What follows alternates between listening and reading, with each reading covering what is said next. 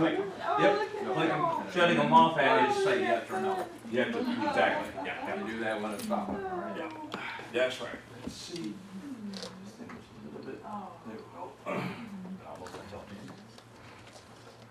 Computers, technology, photography, cooking, crafts.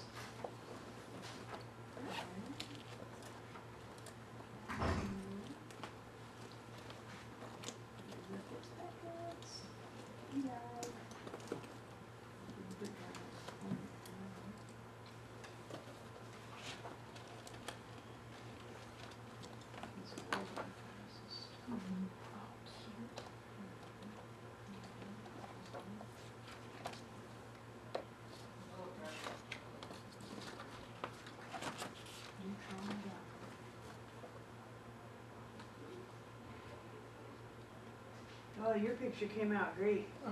You and Tommy Thank look you. great. Oh, yeah, that's a Except for beautiful the dress. one who took the picture didn't tell me that the strap for my dress was showing. That was- Yeah, it's Wasn't the that nice little- of him? It's the little thingy, Yeah. yeah, yeah. Good, yeah. You know, if you could have photoshopped that in blue, it would have been all right. Yeah, but of course, a guy took the pictures, you know, he didn't want to pay attention, he just snapped But it. you know, he's looking at whether your glasses are. Yeah, yeah, You know. yeah, they were halfway smiling, you know.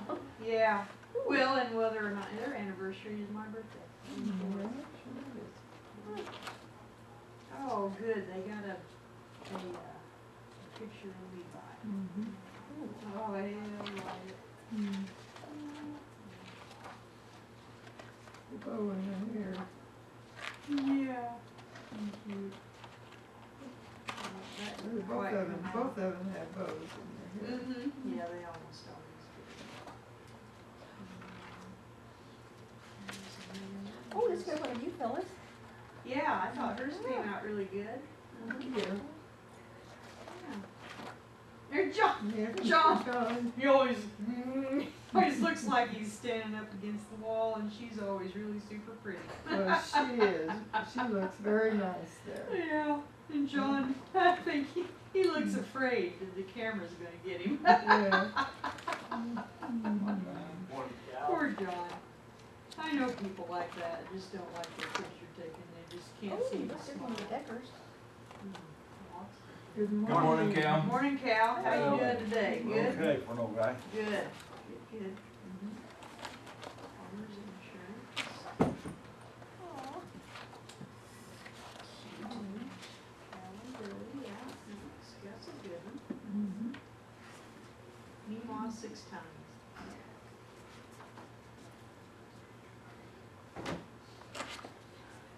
The directories are out there.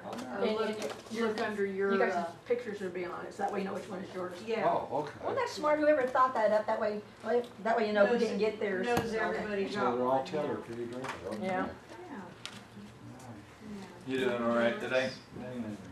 Let's see, is it this coming Friday? Yeah. What you do this, is it, what are they? I'm trying to make it to Friday. Okay, It's trying getting to, harder every day. is that right? Yeah, feel the weakness, Oh, she's. the head, tiredness? Okay, He didn't want his. okay. Well, you still out trying to do your activities? Yeah, I spent 3 days out in the field. You did, Last okay. week, so. Well, that's pretty relaxing. I mean, I get Yeah. some What about activity. Don Nips? Yeah, I know. Looks like he's not ready in front of a Yeah. firing squad. I know it, he's just. Okay, You two. feel That's the more same during, picture you the took evening last time. hours, tiredness? Oh, yeah, by Yeah. late afternoon, I'm so tired. Yeah, So I okay. actually- Yeah, Kathy. Now, what are they probably gonna do? You I understand, you well, don't know to we'll do what. an angiogram, see where it is. Yeah, And, okay. they'll try to fix it. If it's the old one closing up, then we're gonna do a rotor-rooter, try to expand that skin out again. Just whatever they're fine, just that morning, Yeah. morning. They just do a plumbing work. Yes. Mine's already backwards. You killed John. Who took it? Oh. Let me see it. No. You'll have to find it in there somewhere. Mine's forever hidden. Okay, she put the worst thing about it, I'm all by myself, there's nobody else to look at. Oh, I yeah, told Billy, at least you got a child behind you. of course, yeah. That's what you know, a little bit, you know? Oh, that's funny. You know, it's weird.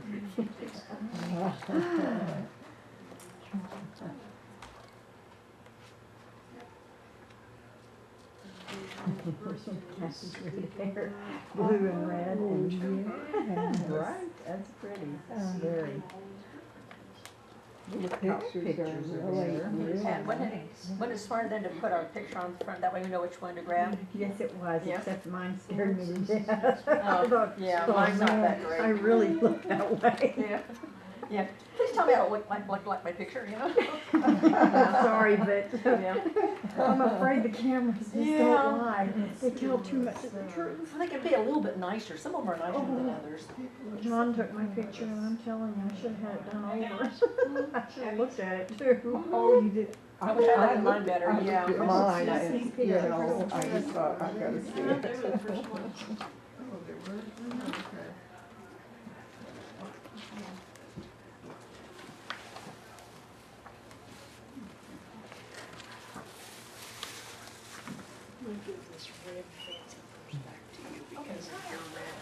Oh, well, thank you.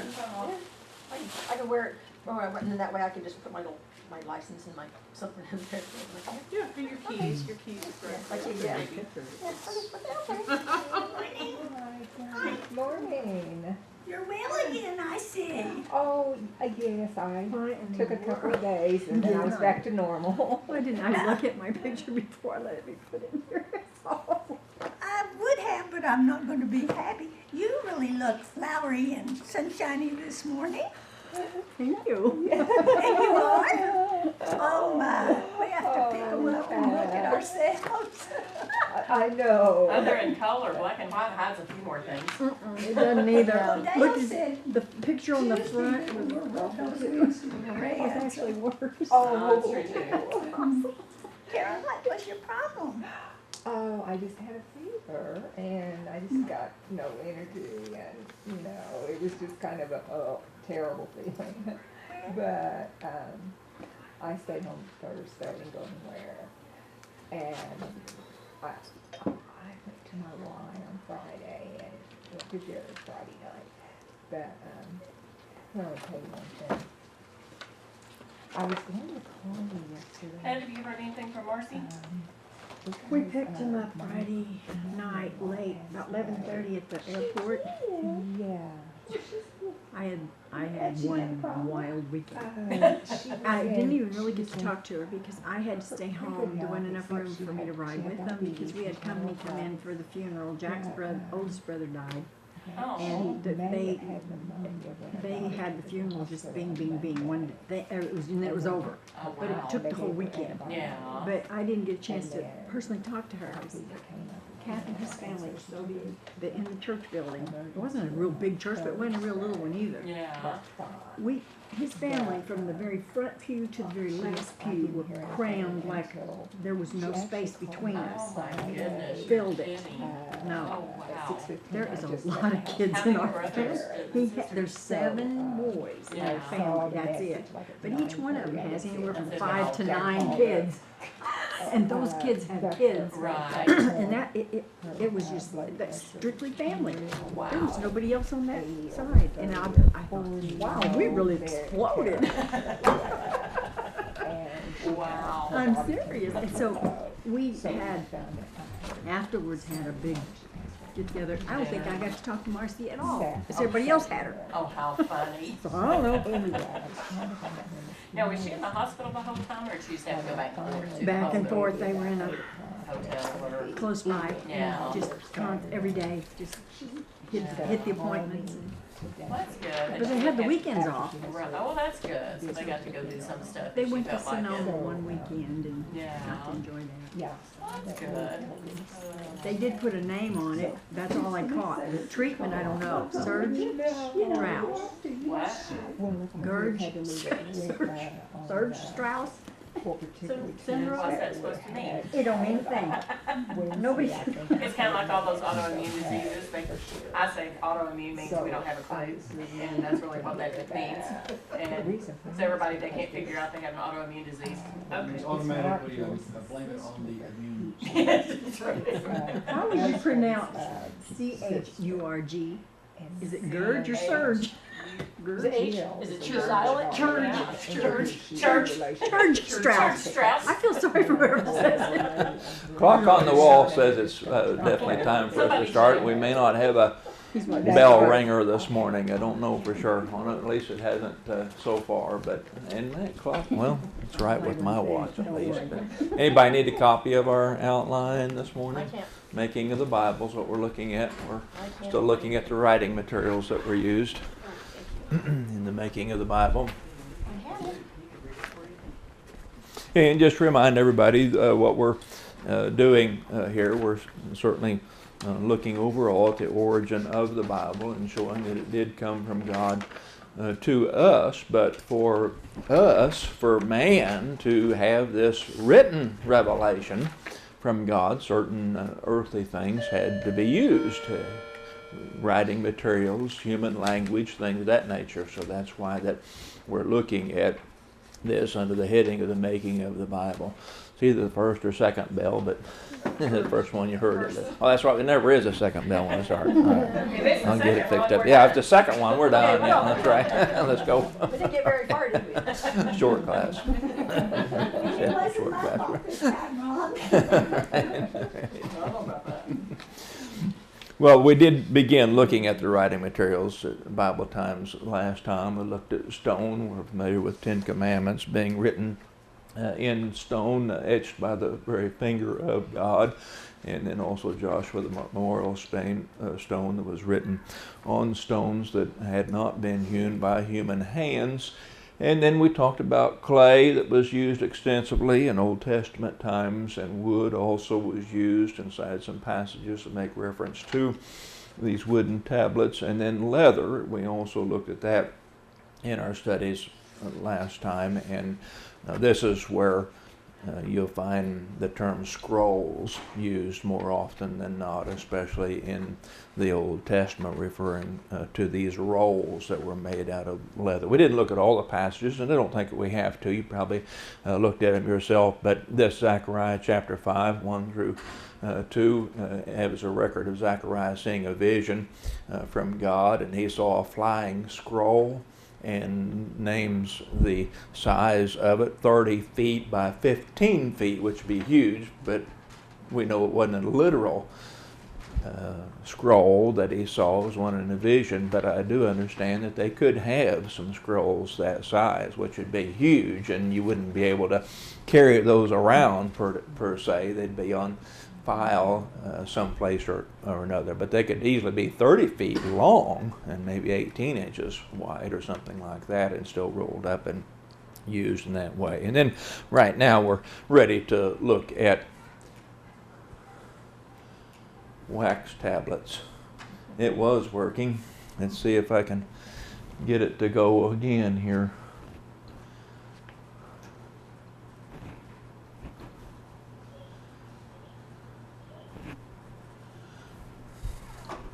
The only thing that changed was John started the streaming and the recording, and I don't see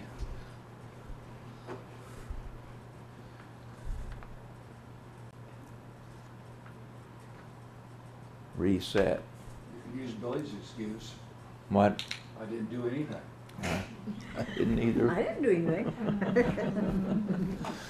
It was working before John came in here and Well, blame John. and John's fault. started doing things different I'll take on it it. until John Where's does this excuse. That'll work. thing here? See if we lost it there. Should always put it on John. Sometimes that button, it has to be lit up. Let's see what we got now. Cal, he's probably used to it. You can blame him. Well, oh, there we go. Maybe. All right, there we go. I got it by accident. I don't have a clue what I did, but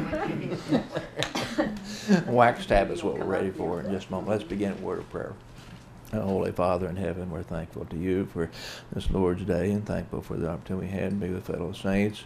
Thankful for the time we have to study your word and learn from your word, and the time we have to be in fellowship with saints and derive encouragement from our mutual study of your word and from our mutual association with one another.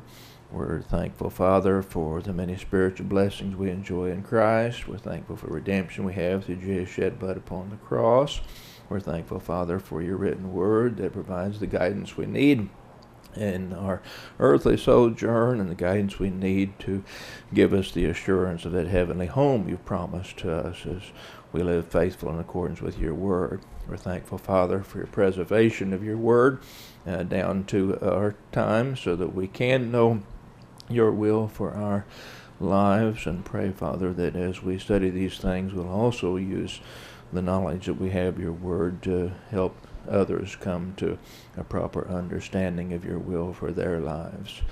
We're thankful, Father, for all the teachers, all the students laboring at this hour, and pray that much fruit might come from our studies.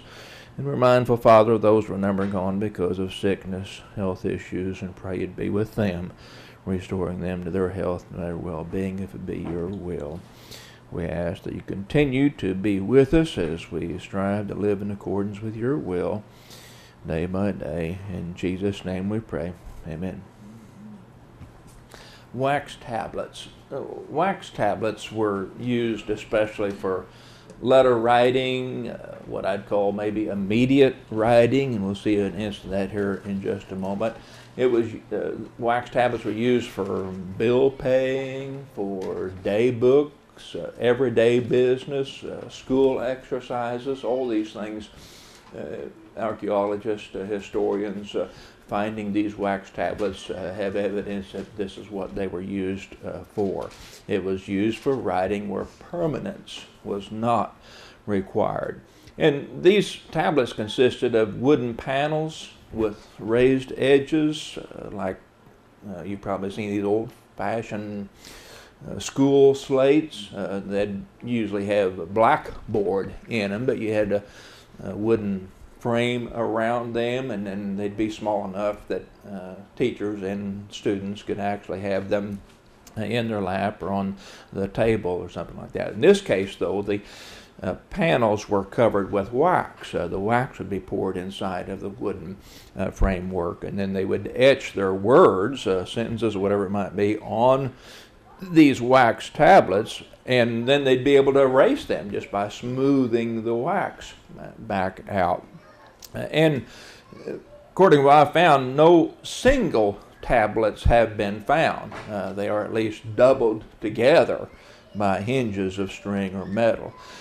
Wax tablets are probably referred to in Isaiah chapter 8 and verse 1 and Isaiah 30 and verse 8, and then we'll look at Luke chapter 1 verse 63 in just a moment, New Testament. So let's look at Isaiah 8 and verse 1 to begin with. Donna, you want to read that for us this morning? Moreover, the Lord said to me, take a large scroll and write on it with a man's pen concerning Maher-shalal Hash-baz. Now here the New King James Version says a man's pen. Some translations say a signboard, and that literally is what's being referred to in the passage. Several other translations say a large tablet, but here the New King James says a man's a large. I'm not man's pen. I mean a large scroll is what I'm talking about. We'll talk about man's pen here after a bit. A large scroll instead of large scroll. Other translations say signboard or large tablet, and we won't look at Isaiah 30 and verse 8, but it refers to a large tablet again, and most think because of the Hebrew word that was used, it's referring to this wax tablet that we're talking about here. Let's skip to the New Testament and see an instance of what is believed to be the use of a wax tablet, and we see the idea that it was used when permanence was not required and used in kind of an everyday situation. Luke chapter 1, verse 63, if you would, Pat. And he asked for a writing tablet, and he wrote, saying, His name is John. So they all marveled. And you see, this is Zacharias, John the Baptist's father, and he was mute, wasn't able to speak until after he was born here, and he asked for a tablet, and he wrote on that tablet that his name would be John, and most scholars believe this is referring to that wax tablet. He just etched John on that. Well, John would be what probably in Aramaic it would be Jonas, I believe. I forget anyway on things, but you get the idea. It was used in a situation where you didn't need permanence, and then he could erase that and go on and use the tablet for some other reason. Any questions or comments you might have on wax tablets that were used for recording things in both the Old Testament and even in New Testament days? The next we'll look at is papyrus. Papyrus was the most important writing material during the Intertestament and New Testament times. In fact, it's almost certain that the original New Testament letters were penned on papyrus sheets, the usual material of the first 3 centuries A.D. Talking about what papyrus was, papyrus sheets came from papyrus reeds that grew in abundance along the Nile River in Egypt. Papyrus reeds were manufactured into writing material by cutting the leaves of this papyrus plant into long, thin strips. And then they would lay these pieces crisscross upon each other, and then they'd saturate them with a calcium solution. And the product was equivalent to the best handmade paper. I don't know, I mean, I had an occasion to see handmade paper, but Branson's Silver Dollar City sometimes, we've been up there and they had somebody demonstrating the making of paper in old times, and it was very similar to that. They just take strips of wood pith and they'd lay it one way and then another way and another way and another way, and then they'd pour a white solution over it and then let it rest, and it would turn out to be what we're familiar with paper. It wouldn't be like what we see here today, but it was similar to that, is all I'm pointing out, in the way that they made it at those times. Now, papyrus rolls were the books of the ancient world until the 2nd century. These were 30 to 90 feet long and 6 to 15 inches high. And writing was usually done on one side of the roll or scroll. We're familiar with most of the time in biblical usage as scrolls. And then you have a reference to a papyrus codex. By the 2nd century, the papyrus roll gave way to the papyrus codex. A codex manuscript is simply a book in what we call book form. Papyrus sheets were put together in the form of a book instead of joining them side by side to make a roll. If they're going to make a scroll like they did, they'd make the sheet and then they'd fasten them until you had as many feet as they needed to make the record. But not so with the papyrus codex. They would take those sheets and they'd lay them one on top of another like we would think of a book being made. And what is known as the Chester Beatty papyri, dated the 2nd and 3rd century, discovered in the 1900s, confirmed the use of papyrus codex by the Christians in the 3rd century and even in the first half of the 2nd century. Now we'll talk more about this Chester Beatty papyri later on. We'll talk about the manuscripts that are available for us to then find out what the original letters actually did record. But just briefly, the papyrus codexes, the Chester Beatty papyri, contain all 4 Gospels and the book of Acts in a single book, and another book which contains all the Pauline epistles except the pastoral epistles, and another containing the middle third of the book of Revelation. Also, there are 8 Old Testament books in this Chester Beatty papyri that Archaeologists, historians have dated the 2nd, 3rd century A.D. This wasn't discovered until the 1900s A.D. Questions or comments about papyrus? What we've said about it and what we think we know about papyrus. One of the key writing materials in the record of the New Testament revelation has come from God. Yes. Do you have any idea what kind of ink they used? Well, so we'll that talk. it- Yeah, we'll mention that in just a moment here under ink and writing instruments on things. But there are references to ink.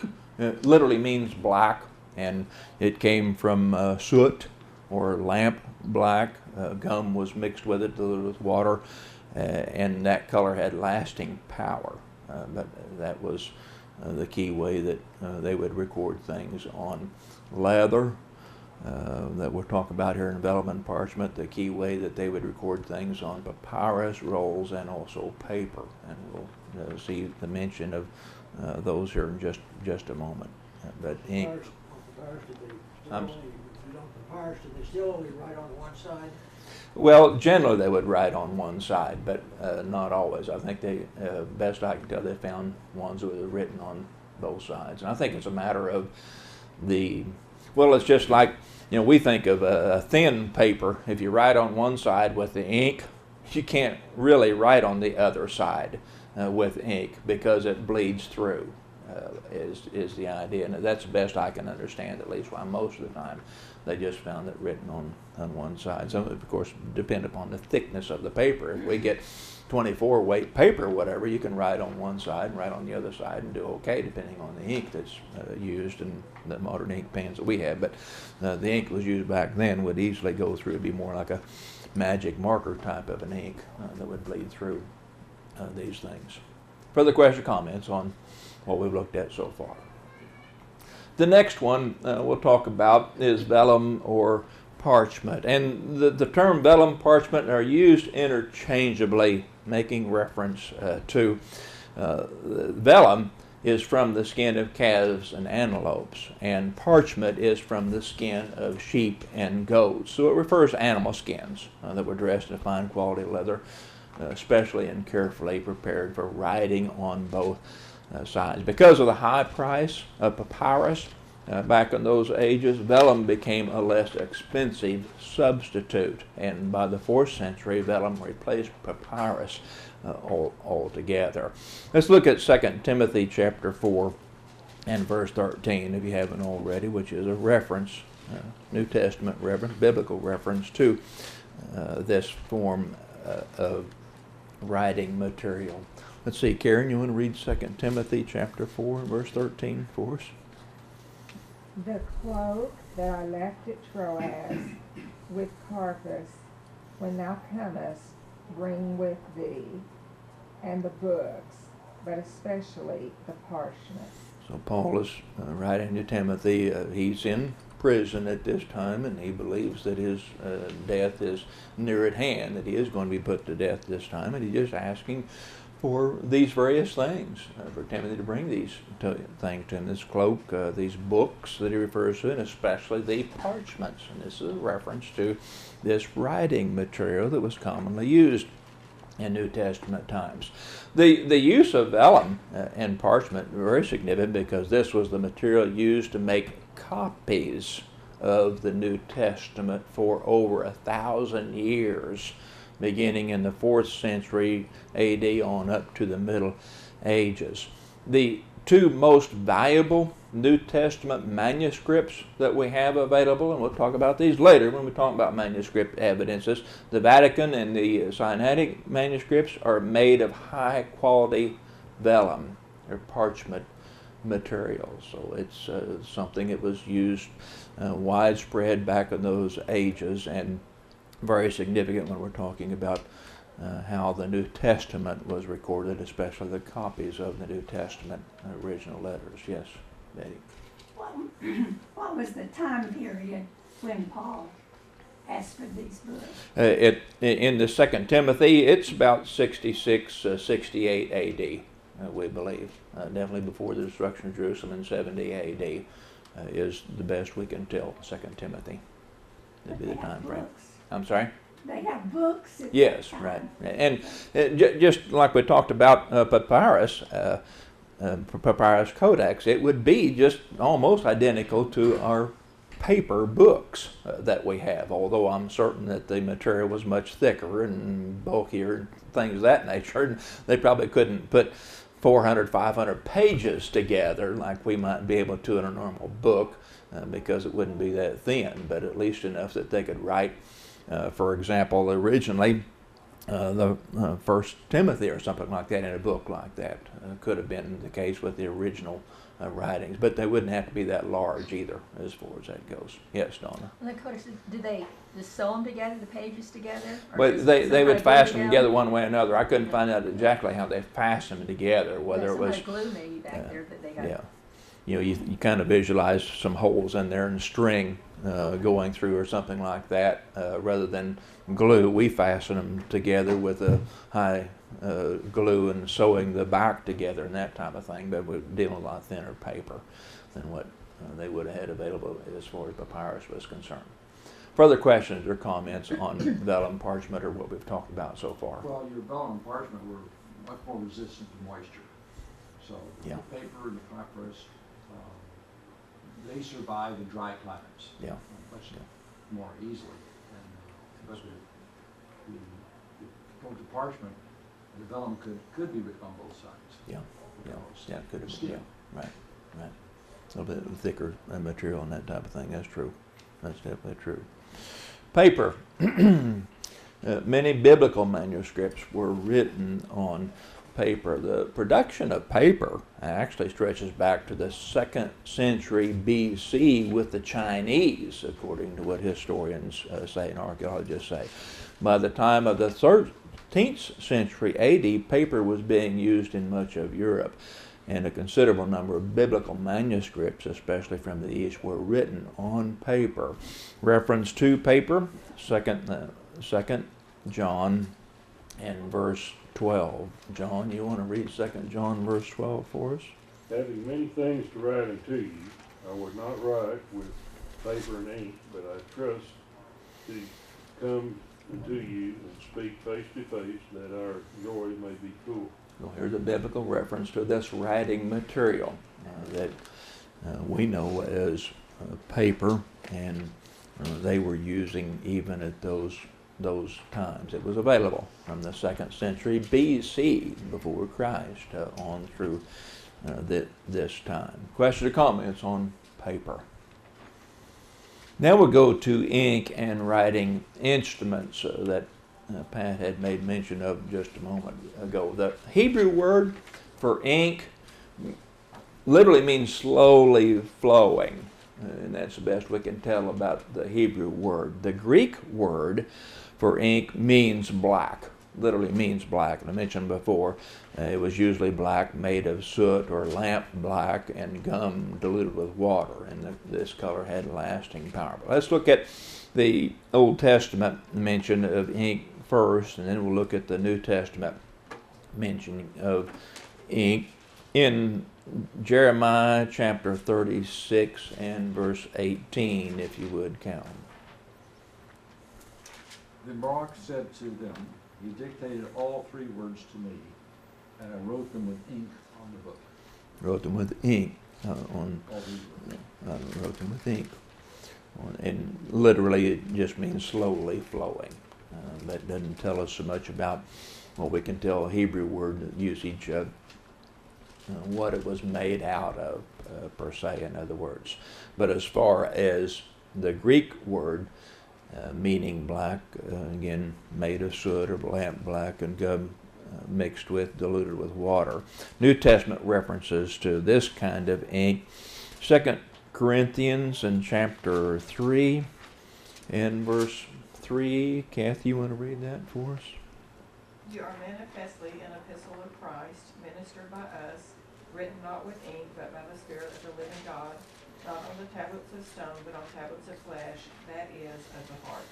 So it's just a reference to ink, and a Greek word that's used here literally means black and refers to what the color was of the ink that was used in New Testament times. And then we saw a reference in 2 John in verse 12 that was read just a moment ago, where John said he didn't want to contact them through writing on paper and ink. He wanted a personal face-to-face contact with them. Look at 3 John and verse 13, if you would, Betty.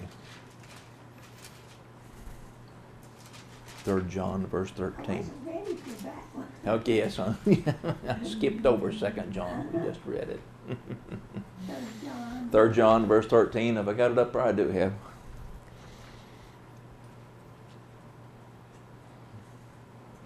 I had many things to write, but I did not wish to write to you with pen and ink. All right, so a reference to this ink material then that he referred to are also in the writing of 2 John. In connection with what we know about ink, we have reference to the ink horn. And the ink horn was a case of wood or horn or metal which the scribe would wear at his side, and it consisted of a long tube for reed pens and had a cup at the top for ink. Reference to the ink horn, let's look at Ezekiel chapter 9. Ezekiel chapter 9, verse 2 through 3, if you would, Janice. And behold, 6 men came from the direction of the upper gate which faces north, each with his shattering weapon in his hand, and among them was a certain man, clothed in linen, with a writing case at his loins. And they went in and stood beside the bronze altar. And then verse 11, if you would, at the same time while you're there. Then behold, the man clothed in linen, at whose loins was the scribal inkhorn, reported, saying, I have done just as thou hast commanded me. So reference to an inkhorn implies that there was a pen or some kind of a writing device there with the inkhorn. Scribes had this always at their side. Their work was to make record of various things, whether it's revelation from God they were instructed to make reference to, or their work was to make copies of things too. And so they always had to have this inkhorn with them to contain the writing instrument. The style or stylus was originally a stick of metal or hardwood or even bone having a sharp end and a triangular shaped end. It was used for placing writing upon soft clay tablets. We talked about that before. The clay tablets made out of similar to our red dirt that we have around here. It'd be soft to begin with, and they could etch either with bone or stick or metal their writing, and then they would bake those hard so that then the writing would be permanent at that time. But they had to have a style or a stylus in order to do that. Chisels were used for cutting in stone. And we talked about the fact that stone was indeed used for recording even revelation from God. And then also you have reference to iron pens and also a reference to the point of a diamond. Let's look at some of these references. Have I got them up there? I do. Job chapter 19 and verse 20. Well, if you mom, if you would read verse 23 and 24 of Job 19. Oh, that my words were written. Oh, that they were inscribed in the book, that with an iron stylus and lead they were engraved in the rock forever. In the context, why Job is crying out for a redeemer, and he wishes that his road would be etched in stone, so to speak, that they'd be written and recorded permanently. And he makes reference here to the writing instruments of the day. Look at Jeremiah and chapter 7, and this go back some 2,000 years before the time of Christ, by the way. Look at Jeremiah chapter 17 and verse 1, if you would, dear. The sin of Judah is written down with an iron stylus. With a diamond point it is engraved upon the tablet of their heart and on the horns of their altars. So another reference then to this writing devices, iron pen points of diamonds. And then Isaiah chapter 8 and verse 1, if you would, Mindy. said to me, take a large scroll and write on it with a luminary pen, Meir Shalal Hashbaz. Right, and here it depends on the translation that you're looking at. New King James, as we read this passage earlier, talking about the large scroll possibly being one of these wooden tablets. Man's pen is the way the King James Version words this, but literally the Hebrew word means graving tool, and some translations say write with a stylus pen, so it appears to be reference to these stylus or these iron pens or something of that nature. And then we have reference to pens. The pen or reed, also known as calamus, was used for writing on skins that we talked about, papyrus and vellum and parchments. And we saw references to these in 3 John 13 and 2 John verse 12, where John talks about he wanted to come to them not with pen and ink, or not pen and the paper. Then it's a reference to these pens that were used. The use of reed pens in the time of Jeremiah is implied in the word pen knife. Don't have the word pen knife up there, but we'll see it, and depending on the translation, in Jeremiah 36.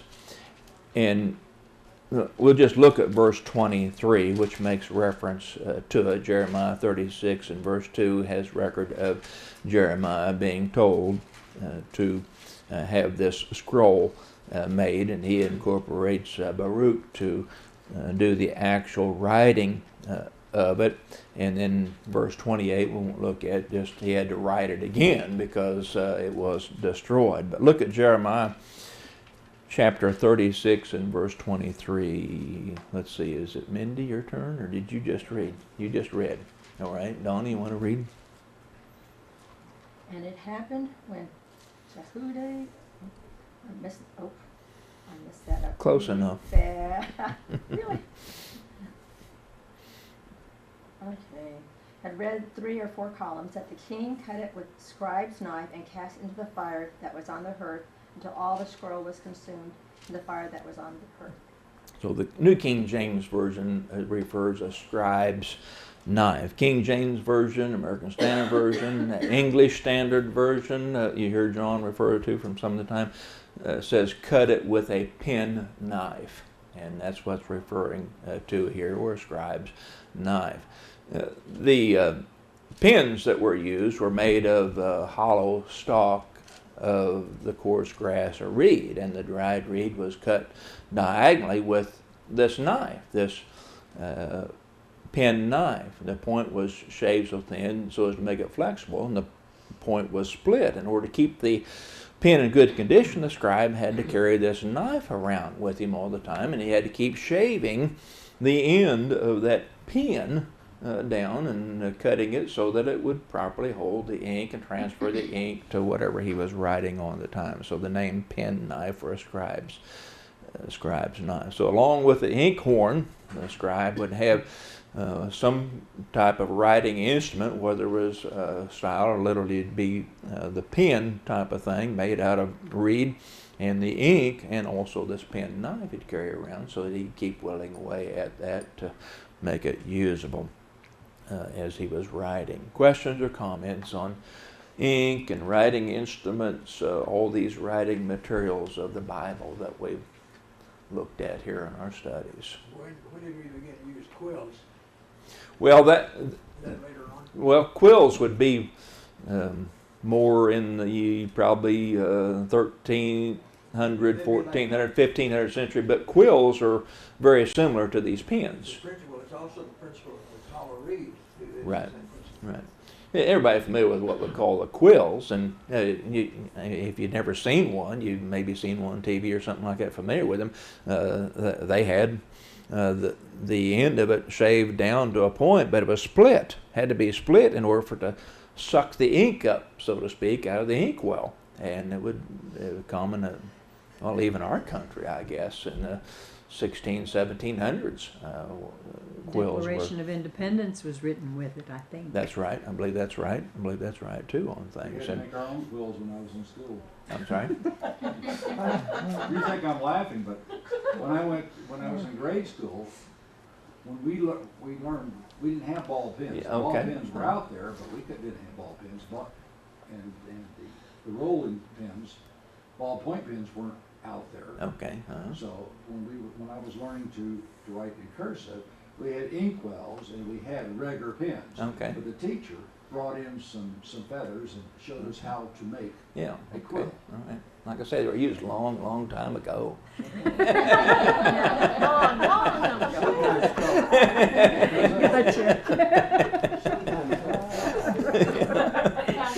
Well, I don't remember where I've seen them, but I have seen them. I mean, I actually had my hands on them, but it may have been school or something like you that help with situation. But I have seen them No, I done. didn't help with that. Well, a couple of years ago, that Bible thing they had at the Museum of Art there, they had where we could use a quill to fill Oh, something. okay. So I All just right. got Yeah, to use one. you I didn't can make use my them, own okay. though. Well, that would be I'm glad you similar worked it right with to the scribes' pens that were made out of reed. The only thing the quills are made out of seem like they're wood or something like that, a little stronger material. The points, the modern points, were actually out of a metal that I remember of, but they still had that split up the middle because that was what would hold the ink. But you had to keep dipping it into the ink well, had to keep dipping it because it wouldn't last very long. But you can imagine these scribes then that had theirs made out of a reed, out of a stem of grass, how they had to constantly whittle away at that and constantly renew the tip as they were writing, and writing large documents too, for that matter. Like your lead brick. Further questions, comments on writing materials, and hopefully it's been informative at least on this part of it. All these things were instrumental in the writing, the recording of both the Old and the New Testament, so that we have a record from God to us. Languages of the Bible. The Bible was originally written in 3 languages: Hebrew, Aramaic, and Greek. And we'll start with Hebrew. Almost all the Old Testament was written in Hebrew. And I say almost all, we'll cite instances when we get to it. Probably not going to happen today. There's limited portions of the Old Testament written originally in Aramaic, but most of the Old Testament written in Hebrew. The languages of the Old Testament belong to the Semitic family from Shem. Hebrew is of a large family of languages known as Semitic and is akin to such languages as Aramaic and Syrian and Akkadian, which is the Assyrian Babylonian language, and Arabic. All these are under the heading of the languages that descended from Shem, according to the linguistics experts at least. The Hebrew language is not mentioned in the Old Testament as Hebrew, but it takes its name from the Hebrew people by whom it was spoken. Now, I say it's not mentioned in the Old Testament as Hebrew, but that depends upon the translation you're reading. In fact, the New King James Version does refer to Hebrew spoken by, but literally it was Judean language, or the language of the Jews. We'll point that out whenever we look at some of these passages. So it depends on the translation you read, but in the Hebrew text itself, the records of the Old Testament that we have, the word referencing Hebrew language is not mentioned in the Old Testament, but we do know it takes its name from the Hebrew people because they're the ones that spoke the language. Won't read the passages, but you can. Genesis in chapter 14, verse 13 references Abram and refers to him as the Hebrew. And Genesis chapter 40 and verse 15, Joseph, whenever he was in prison, said to the Pharaoh at that time that he was stolen from the land of the Hebrews. And then in Genesis 41 and verse 12, Joseph is referred to by others as the young Hebrew man. So it was common for what we refer to as the Jews in the Old Testament, descendants of Abraham, being referred to as Hebrews. I'm just saying that that's where the term Hebrew language came from the Hebrew people that spoke this particular language that was different from other languages that were spoken at that time. And there's many references, again, in the Old Testament to Hebrews, these people, but there's not any references in actuality to the Hebrew language itself in most translations, again. But Hebrew was the Jews' language. We've got time here to look at this first reference, I think, in 2 Kings in chapter 18. Look, if you would, at 2 Kings chapter 18. In verse 26 and verse You get 26, 28, 26. Is I it guess. 28, 26, 28? 26 and 28, if you would. And now you've got some fine names in there, Pat. I'm so glad. Then Eliakim, the son of Hilkiah, Shebna, and Josh said to Rabshakeh, please speak to your servants in Aramaic, for we understand it, and do not speak to us in Hebrew in the hearing of the people who are on the wall. You just keep reading that through 28? No. And then, well, just read verse 28, it'll be Verse fine. 28. Yeah. And Rabshakeh stood and called out with a loud voice in Hebrew and spoke, saying, hear the word of the great king and the king of Assyria. Now see, here's the instance that I was talking about. Most translations don't say Hebrew language on things. And you may have a footnote. My New King James Version does say the Judean language, or it'll say the Jews' language. That's what the King James Version says. Or translation may say the language of Judah. And that's literally the way that it ought to be translated. But New King James Version, the committee knew that it was talking about Hebrew, so they just put Hebrew there instead. But like I said before, the Hebrew language is not mentioned in the Old Testament as Hebrew in most translations, but in New King James Version it is. And we'll look when we get to it in our studies next week. Hebrew in the New Testament actually refers to Aramaic. You'll find the word Hebrew referring to language several times in the New Testament in these passages, but it had usurped the name, Aramaic had usurped the name Hebrew in New Testament times, and so we'll mention that when we get to that in our studies. Questions or comments you have so far on these language of the Bible? Hebrew, we're mainly talking about Old Testament, of course, Revelation, when we're talking about the Hebrew language.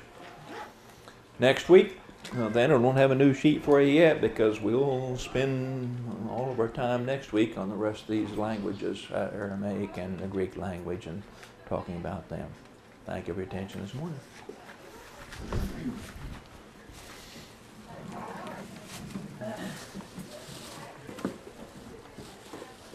I'm doing fine now, you? Good, I'm fine.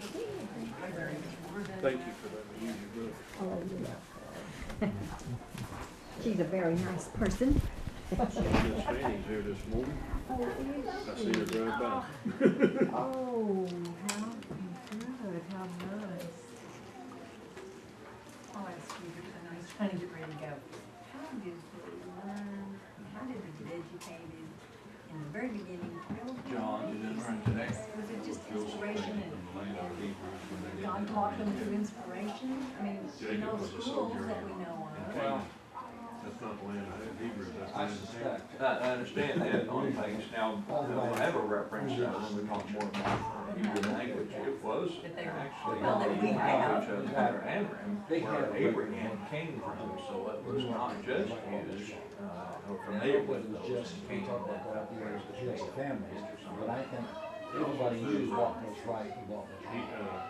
Abraham came from should be. First thing I know of writing Yes, was, right. Moses upon the There's mountain. really different than Well, Hebrew. that's the first. Well, all those gotta be- Bible. That's what Right. I All know. those language came from There was descended inspired. from Shem, Before that. Semitic languages, and they're very similar. Very similar. Right, In right, fact, it's been long we'll around see for a some long time. references to the Syrian language. We were just never but gonna there's know also that. a reference to I don't know, the you know, it's one of those things I don't know may what- have been reference to the who did it Hebrew. first. They're very similar, at the time. At least that's how I studied. One Most of of those the, most things of that's the, not important or Yeah. something, at well, least we the have the grade writing. schools were all religious in nature. When Cyrus was hanging on the cross, Uh-huh. and he spoke, and they all thought he was called Elijah. What language was he speaking? Most scholars believe he was speaking Aramaic, but he also, well, you know, up over the cross, they put it in Hebrew and They put it in in three Greek languages. and in Latin. But Hebrew, the best way to tell is a reference to Well, my Aramaic. question is, was he speaking the original language before they was all scrambled? Well, again, most scholars believe Aramaic, and we'll look at that when we get to the New Testament languages. So, I mean, nobody there understood what he said. Yeah, they didn't And there was understand. people from all the different languages at that time was there, because it said there was people all over the place. So they didn't understand, or at least they Nobody misunderstood. understood it. Yeah, they misunderstood. So that's why I was wondering if it was the original language before the languages was scrambled. I would suspicion it was dialect of Aramaic or something like that, spoken in such a way that people wouldn't understand it. Other reasons, maybe to figure out why they didn't understand what was spoken. You know, Paul saw whenever he heard that voice from heaven, Jesus speaking, those around, it says didn't understand what he said, but another record says that they heard what he said, but it must have been in such a way that they couldn't Well, I hear have to read- understand. I have heard one that said they saw the light but didn't hear the voice. Yeah, one passage does say that, I think. Well, the idea is they didn't hear it to understand, and that may be the case also in regard to Jesus on the cross. They heard him say something, and well, yeah, maybe it was there, maybe, but didn't really understand. I mean, it's possible too. No, I just kind of always wondered about, you know, so there's people from all the languages Yeah. there, but nobody understood what he Somebody said. would have figured it out. Somebody would have understood what he said. Yeah, like it, And I just brought that up because you was on languages. yeah. And well, we'll visit, we'll talk about it a little bit whenever we get into Aramaic especially.